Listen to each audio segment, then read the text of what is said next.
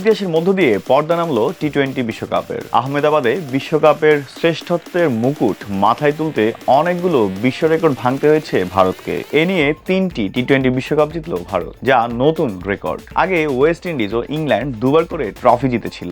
ভারত প্রথম দল হিসেবে টানা 2বার টি-20 বিশ্বকাপ জিতল। এর আগে কোনো ডিফেন্ডিং চ্যাম্পিয়নই ফাইনালে উঠতেই পারেনি। টি-20 বিশ্বকাপে নিউজিল্যান্ডের বিপক্ষে ভারতের জয় পরাজয়ের ব্যবধান 3-1 কমল। বিশ্বকাপে আগে কিউইদের বিপক্ষে জিততে পারেনি তারা। ফাইনালে ভারত করেছে 5 উইকেটে 255 রান। বিশ্বকাপ ফাইনালে কোনো দলের এটাই সর্বোচ্চ রান। টি-20 বিশ্বকাপ ফাইনালে আগে কোনো দল 200 রানও করতে পারেনি। ভারত জিতেছে 96 রানে। ফাইনালে রানের হিসেবে এটাই তাদের সর্বোচ্চ ব্যবধানের জয়। জসপ্রীত বুমরা 15 রান দিয়ে নেন 4 উইকেট। আন্তর্জাতিক টি-20তে এটাই তার প্রথম 4 উইকেট। বিশ্বকাপের ফাইনালে শ্রীলঙ্কার অজন্তা ম্যান্ডিসের পর দ্বিতীয় বোলার হিসেবে 4 উইকেট নিলেন ভারতীয় এই পেসার। আন্তর্জাতিক টি-20তে প্রথম দল হিসেবে টানা 2 ম্যাচে 250-এর বেশি রান করলো ভারত। সব মিলিয়ে ভারত 2026 সালে চতুর্থবার স্কোর 250 পার করলো, যা সব ধরনের টি-20 মিলিয়ে এক বছরে সর্বোচ্চ।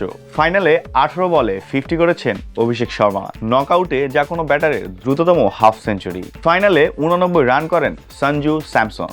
শিরোপা নির্ধারণী ম্যাচে এটাই সর্বোচ্চ।